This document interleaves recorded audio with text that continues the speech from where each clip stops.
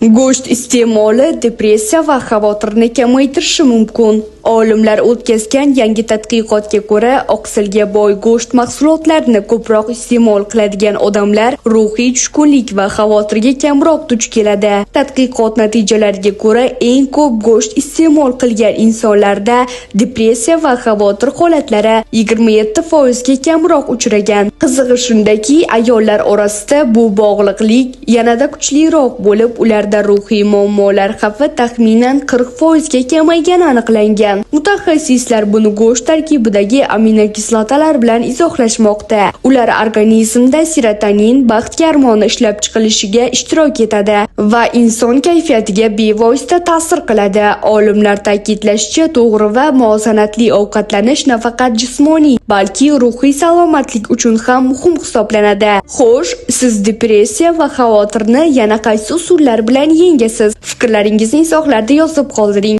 Surxondaryoliklar kanalini bizda kuzating va kanalimizga obuna bo'ling.